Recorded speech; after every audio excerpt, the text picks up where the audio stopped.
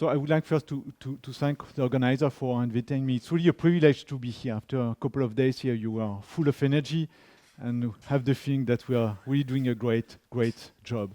I think I will present results for my team at GFZ Potsdam, but also collaboration results from collaboration with ISTER Grenoble and IRSN France, and also the Northumbria University in UK. I think I will do my best to acknowledge the contribution of the colleagues in the talk. I think our journey will be the following. First, I will start with the question, why is your camera Japanese? Why is your camera Japanese? I think a Friday morning, teaching the Friday morning after the party of the Thursday evening is a challenge. So I think, to motivate you, I need to start with a interesting question. And then I will show you that a side-to-side response variability dominates the ground motion variability. And for that reason, in part 3, we need to better predict side response. I will show you also that other factors are controlling the ground shaking probability. So even if we take into account the side response, there will be other factors controlling the variability. And finally, I will conclude with two messages. Maybe we are at the end of the traditional way of computing ground shaking for seismic hazard, and we are moving to a new paradigm. And of course, given the community that we have here, I will also conclude with the way we can use noise correlations for in the field of engineering seismology, which is my field.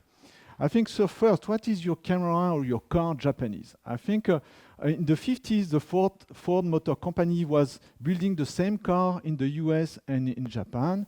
And after a couple of months, they realized that the consumers in the US were preferring the car which were built in Japan and not the one built in the US. Why such a choice? I think they realized after the Ford company realized that in fact the American-made cars was okay, was feeding the tolerance level that were predicted in by Ford.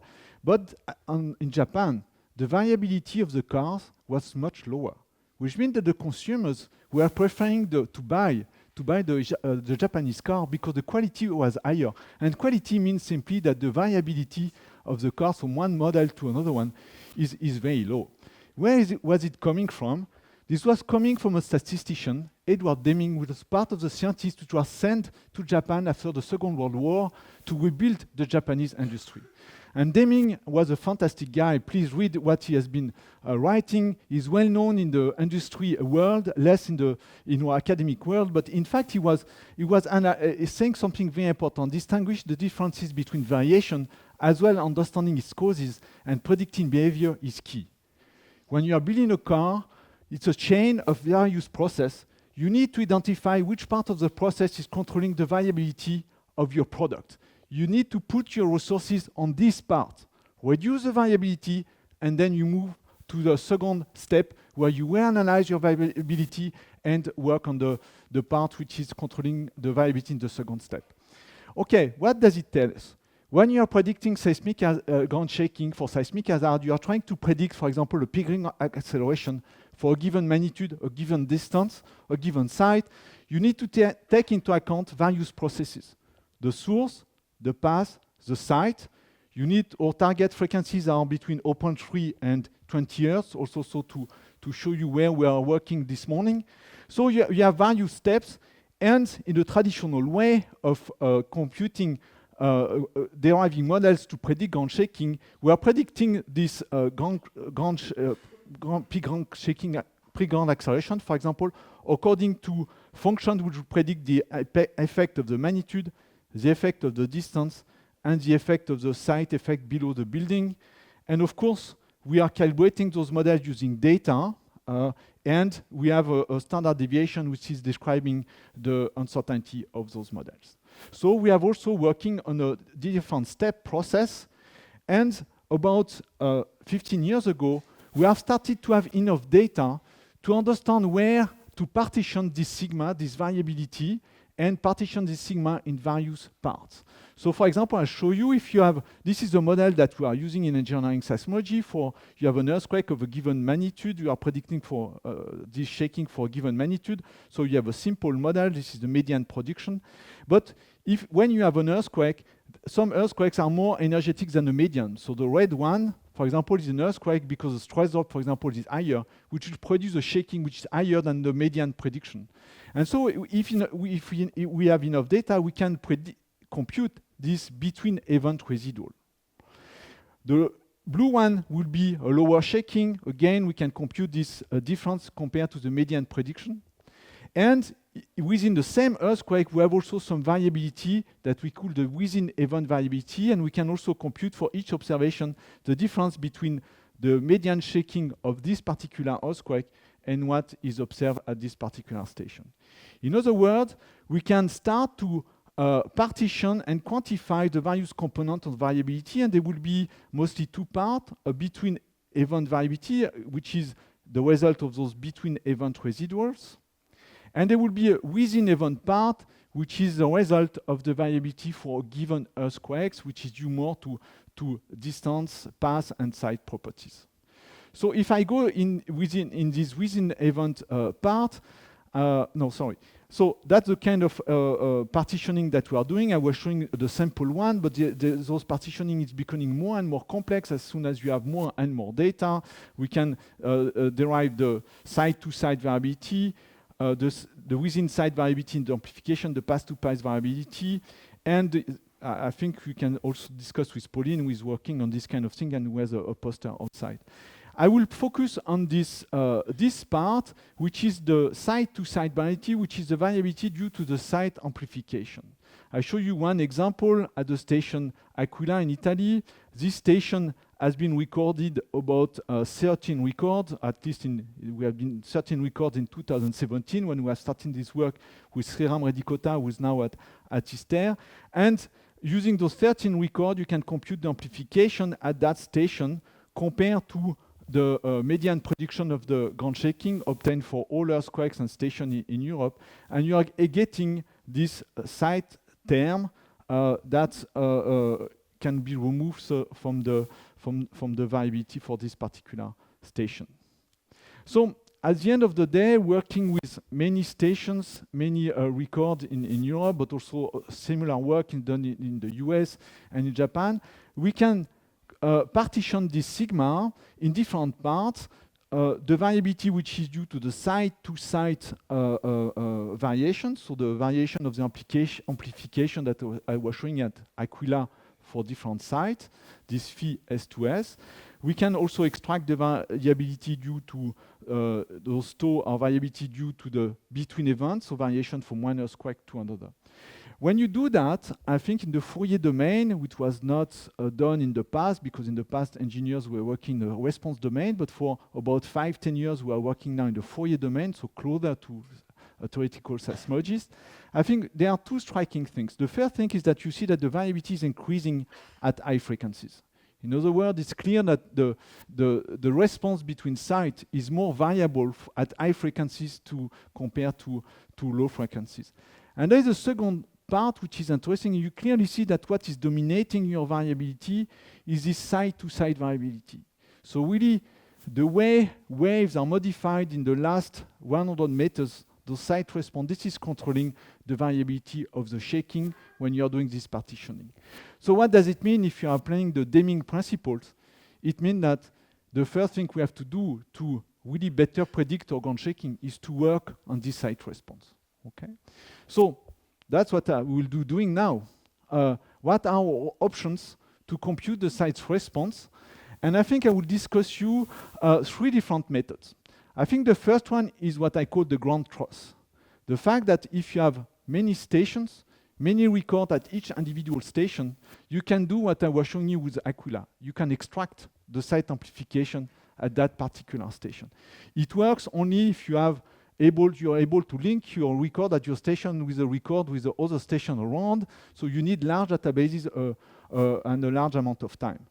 The method 2 is what we do in classical earthquake engineering. It's a 1D modeling of the site response using on 1D profiles.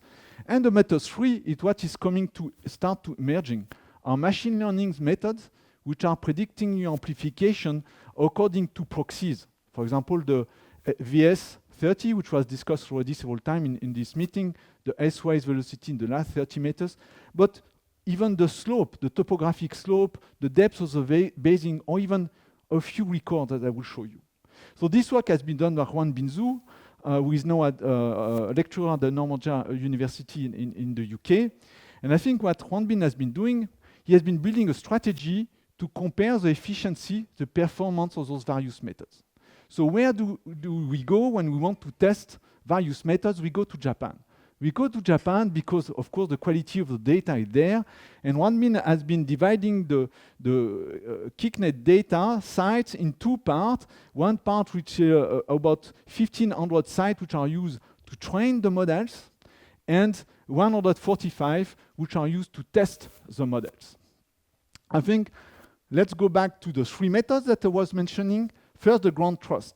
I think we benefit from the work which has been done for more than 10 years by your Japanese colleagues. As I was telling you, using large amount of data, they are able to extract the part due to the source, the part due to the path, and the part due to the site. And for all those stations, we have this kind of amplification functions which have been calibrated on many records, and that I call the ground truth. I think now we have about this ground truth amplification for about 4,000 stations. I was telling you the numbers for Japan, but we have about 1,000 site amplification factors calibrated that way in Europe, also in New Zealand and in California, and this number is increasing year by year given the increase of the data. The second method is the modeling one. Modeling one means that using geotechnical measurements or geophysical measurements, we have a measure of the VS that at various depths, but so in this particular case, we have been increasing the depth to go really at deep, large depths, and you have models linking your quality factors to your VS, and you are using this kind of profiles to compute your amplification. This is method 2. For method 3, machine learning, you know that what matters is the quality of the databases that you are using. And in fact, before using machine learning methods, Juan Bin has been developing, and in collaboration with Hiroshi Kawase in Japan, has been developing a database describing the sites in Japan, for example, describing the depths to VS 800 meters, which can be used as a proxy for the basing depths, the resonance frequency of those sites, the various VS of those sites till 20 meters, 100 meters. The geology was described in a homogeneous way, and also the topographic slope was described for each of those stations. So at the end of the day, we had a high quality database of the meta parameters describing the site, but also high quality data given the fact that those stations are working for more than 20 years. Then Juan Bin has been training various types of random forest projects, random forest models which are predicting amplification according, for example, simply VS30, but you can add the resonance frequency, you can add also the depth to the basing, you can add also the H/V ratios. So models which are using more and more data. And even more recently, he has been deriving a new method in collaboration with Brandon Brandley and also Hiroshi Kawase, where the machine learning methods are predicting the amplification using only a couple of records. I think he's showing that with 5 records taken at a station, you can predict the amplification. And this is really useful because then you can predict the amplification without linking your records to the network. Even if your records are isolated and not connected and not even public, you can predict the amplification with something that could be useful for industry project. So he has been building those methods. So we have a panoply of methods. And now we need to compare them. We need to compare their performance. And for that, we are using a very simple method. We have the observed site amplification, the ground truth, and we have a prediction. And so we have a residuals between the ground truth and the prediction. And this distribution of residuals is a measure of the performance of the method. So here are the results. So the black curve is showing you the upper bound of the site-to-site variability. So this is showing you the variability of the site response at those thousands of stations without any correction, okay, without any modeling. This is the upper bound, which is again showing you, that's what I was showing you previously, this increase at high frequencies. This is the minimum level that you can get if you are removing the ground truth to this variability. There is still a minimum level because there is an uncertainty also on this correction. I will not enter in the detail that. And in the middle, you have the performance of your other methods. So for example, if you take the traditional method, the 1D physics-based modeling used in engineering seismology for decades, I think you see that the method is not performing at all well. I think it's not providing any added value, in fact, at frequencies more than 10 Hertz. And you see that the method is started to lose its efficiency at frequency above 3-5 Hertz. If you take the best random forest method that we have been deriving, the RF7, you see that the method, the random forest is performing as well as the 1D modeling, but is also performing better at higher frequencies. And if you are able to get 5 records at your station, you will be close to the minimum record. In other words, if you have a nuclear plant, what is critical is first to install a seismometer and record as soon as possible records, and you will get a high performance. You will reduce the variability of your amplification a lot. If you don't have that, I think the proxy-based methods, which are based on-site information on a well-calibrated machine learning method, is working quite well. And one of the reasons is that it's not so easy to get a 1D profile. There are many mistakes in the 1D profile, not easy to get. The attenuation in the 1D profile is also not well calibrated. 1D is 1D, many sites are 3D. We have many indications that many sites are 3D. I will show you an example later.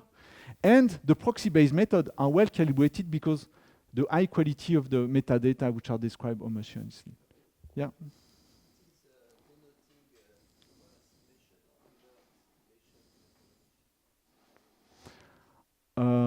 It depends on the station, but usually it depends a lot on the quality factor. So I think I have plots I could show you in the break that in fact the variability of the quality factor is very high. So it will depend a lot.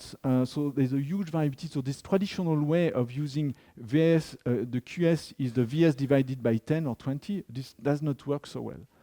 And so I think there's a huge variability. I cannot tell you in average if it's higher or lower. Yeah. Yeah. So you use a SAS and method. So 5 record of one kind. Be noise or No, moderate seismicity earthquakes. Moderate seismicity earthquakes, but I think what moderate seismicity earthquakes, which are maybe irrelevant for seismic hazard. So usually for seismic hazard, we consider only earthquake more than 4.5, okay, 4. I think even a 3.5 well recorded may be used. We have not been trying to use noise or DAS or this kind of things. We have been focusing only on the use of small earthquakes, okay, mostly at regional distances. But even in the country for like France, you are getting them if you are waiting, yeah, I would say 5-10 years, yeah. So what are the conclusions? I think first, we have methods to compare the methods, okay? So I think it's important when we are discussing this kind of methods to build a strategy to compare and test the methods. I think the classical methods exhibit a poor performance for frequency more than 5 Hertz. And I think the machine learning methods, I think they are competitive, and I think we should continue to explore them. And again, what matters is really to have records on your site.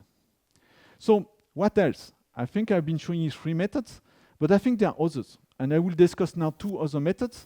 Of course, for many applications, we don't have such precise information about the last velocity in the last 30 meters and the depth of the basing or this kind of thing that we have in Japan.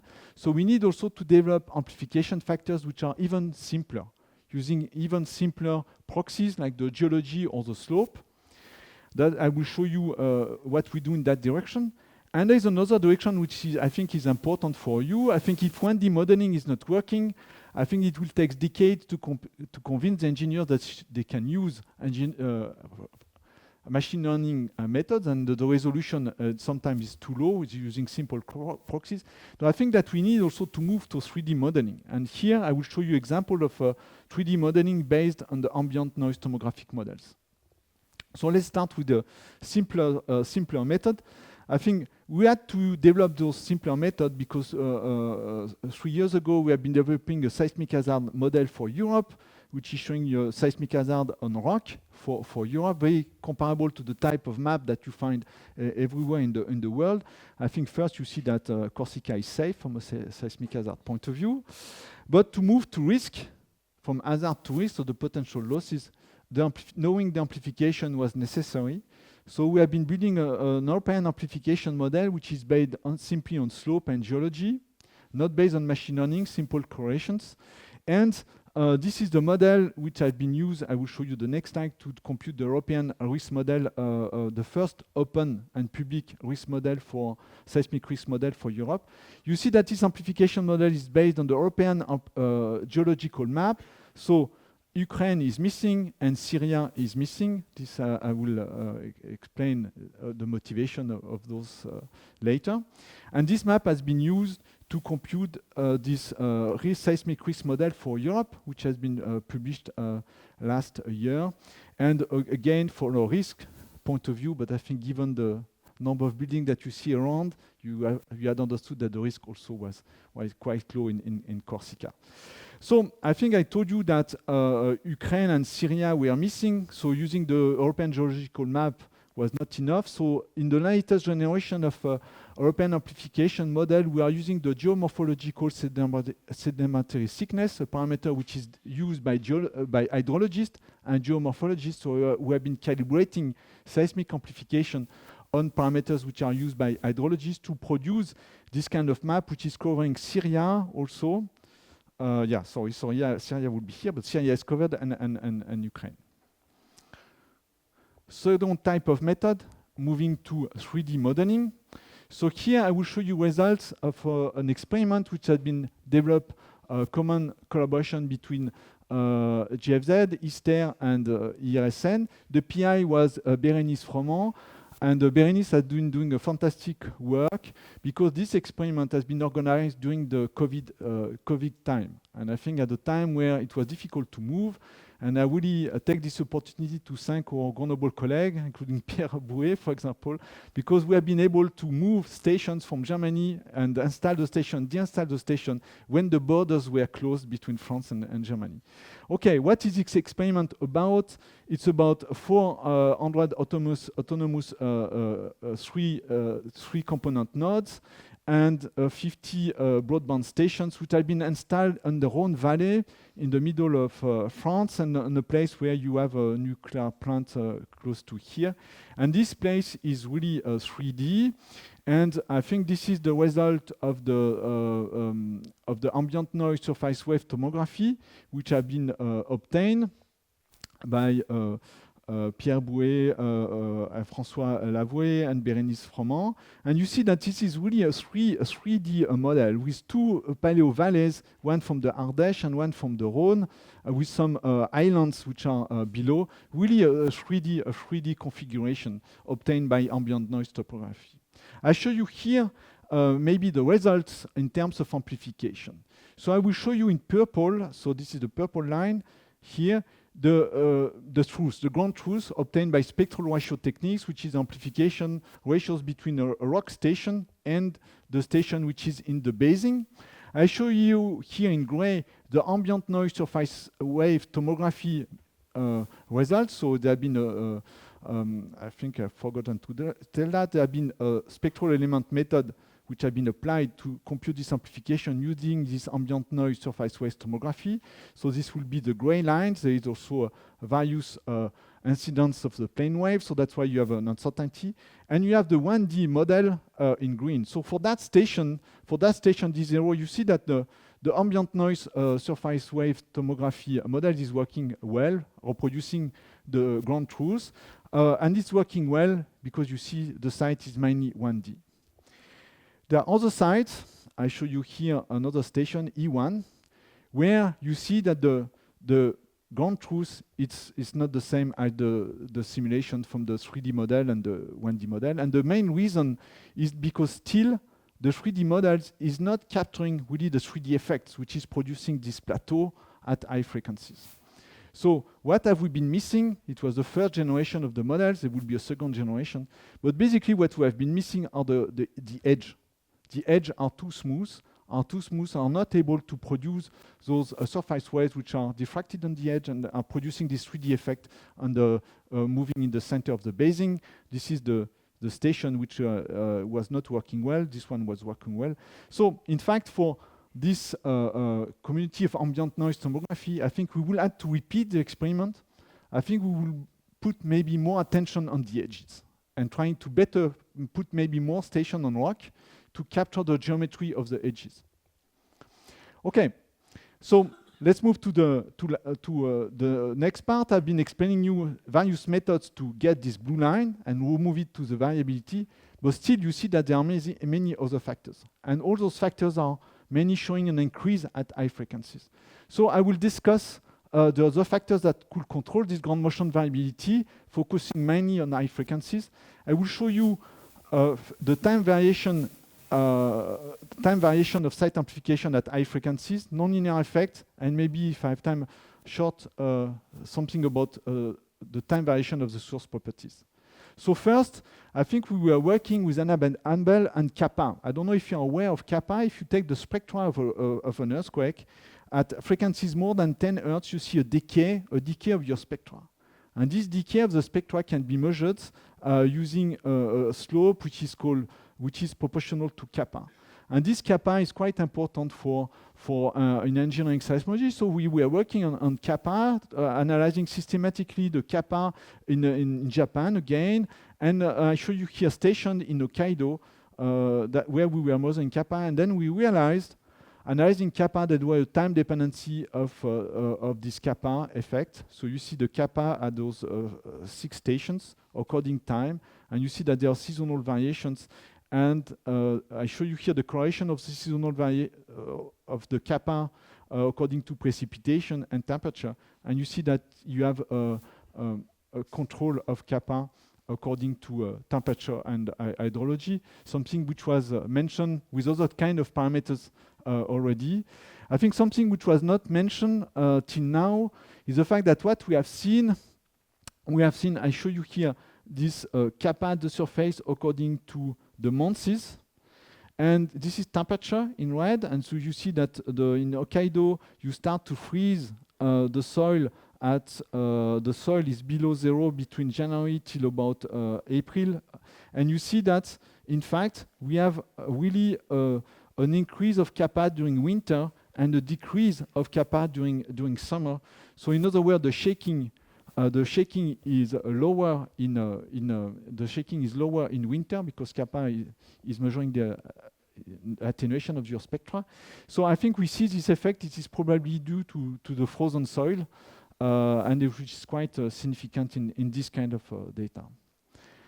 What we see also in terms of time dependencies from this kind of analysis, I show you here work where Reza have been computing the delta V, the variation of the velocity during the Kumamoto earthquake sequence in Japan. It's 20 years from 2002 to 2020, so 18 years of velocity changes measured by autocorrelations.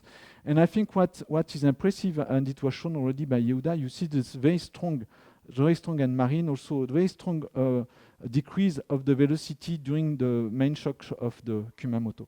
I think those velocity variations, I think we have been discussing that already. They are really interesting. But from an engineering seismology point of view, the way we can using, I think the most important way is the way to use him in that way. I think it was discussed yesterday by Casper. I think using those data, we can measure the reduction of the shear modulus according to the strain, which would be the peak rank velocity divided by VS30, or proxy of the strain. And you can really capture in situ, not in lab, in situ, we can capture the properties, the nonlinear properties of the soil, and then use it for simulations. And I think this is really, and I show you here in blue, results which have been obtained in lab for a kind of lab experiment. And you see that this kind of data are reproducing the shape of things that we were used to see before and compute using lab experiment. So we are at the start really to capture the soil properties using data. Other type of time dependency that we start to see also in engineering seismology, we start to see the variation of the between event according time. So now I'm back to the earthquake properties. And you see after Aquila, that is already a paper which is rather old, we see that after Aquila earthquakes in Italy, we have seen a kind of recovery of the between event, and you can convert the between event in stress drop. You see this kind of trend that we have seen. And there are some recent studies of this showing time, this is showing the between events. So when it's red, means that for that magnitude, the shaking is higher than expected by the median model. Sorry. So you see that there is a, you see that after the earthquake, we still have a small stress drop or small between event, and they start to disappear when you're with time. Here we have something that we don't really understand, but we see this kind, If you, there are, I think again, it's not something where we have been exploring too much, but I think there are several studies which are starting to explore this kind of time dependency, which are here due to the source, not to the side. So I think that the conclusion of this part is that, as you see, there are many other factors that could explain the variability of ground shaking that are not fully understood, and many of them may be time dependent. So I will now conclude. I think with two other things. I think maybe we are seeing now a change of paradigm on the way we evaluate ground shaking for seismic hazard. The classical way, I was showing it till now, is that we use a single parameter, peak ground acceleration, for example, and we divide the problem in three: effect of magnitude, distance, and site. But in fact, it's not what we are starting to do with machine learning. In the latest generation of machine learning models, there are models which are predicting the shaking, directly the time history of the shaking, so not a single parameter of the shaking, but the full time histories, using input parameters, the magnitude, the distance, and the site condition. And we are not dividing the problem in different pieces. We are using databases of ground shaking, and we are learning from those databases how to predict for example, this is the work of Reza, which was published last year, but there is also a paper in Caltech from Flores and Azimaki, where the time frequency representation of the shaking is used as a target for the machine learning.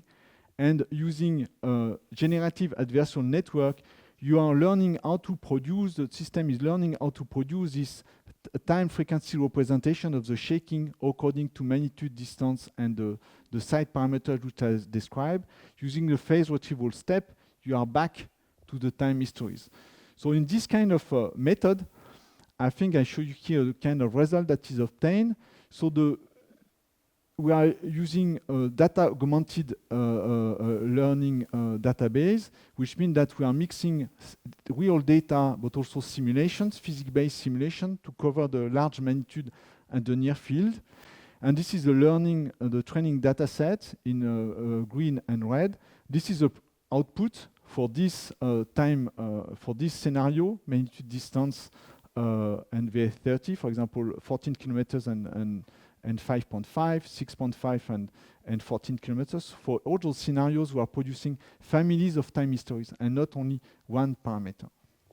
This is the result when we try to predict the one observation of the earthquakes in Turkey in 2023. This is the observations, but of course for the future, what we are aiming for is not one realization. We are not aiming at reproducing exactly this time history. We are aiming at producing a families of time histories, and the generative method is producing such a family. And this is a comparison between the observation and the average spectra of the generated data.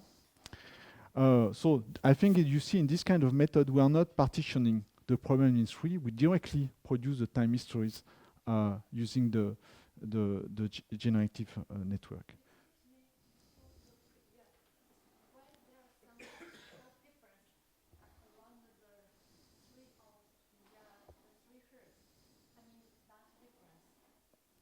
3 Earth? Ah, good question.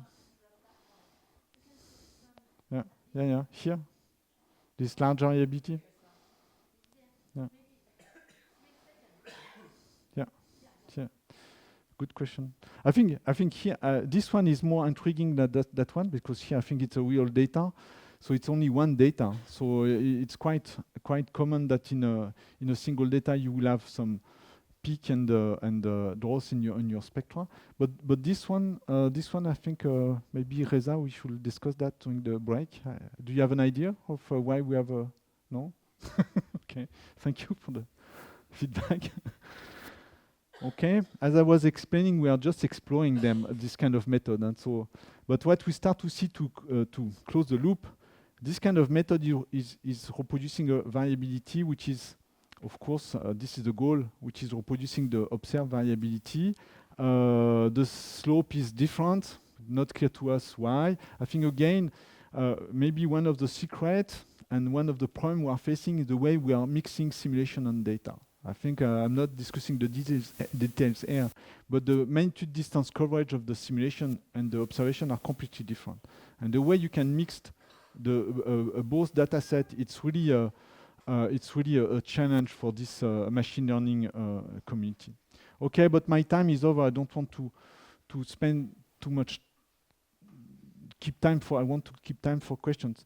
So in conclusion, how could we use correlation methods in the field of seismic hazard? I think after this discussion, maybe it's just to trigger discussion during the break, but I think there is a first way to use those noise correlation, something I have not explored because I have not been working on this, which is the fact that we can use the virtual earthquake approach, VEA, which is modeling the long period strong motion using Green's functions derived from the ambient seismic field. I think Marine and Greg have been working on that. There is a paper in 2014. There is also the poster of Inma Garfias in the outside, and she's trying to apply this method in New Zealand with a very interesting experiment around the Alpine faults. So I think those methods are I think my way of thinking that are very promising if you have a large fault or you know where your faults are and you're interested by rather long period motion. There is a second way to use ambient correlations. I think I was showing you is a 3D noise tomography based modeling. And I think here, I think clearly we have to focus more on the edges and the way we capture really the 3D models in this kind of simulation. There's a third way, I think, which has not been explored yet, but is the fact that all the models that you are producing, they can be used as a priori information for machine learning based predictions. So the basic depth that you are getting from your model, it's really important. It's a parameter that can be used not even directly, but as a proxy for the machine learning based model, that the third way to use the noise correction techniques. I think this, when we discuss the time dependency, it's also a way to calibrate the soil properties in situ and not in lab.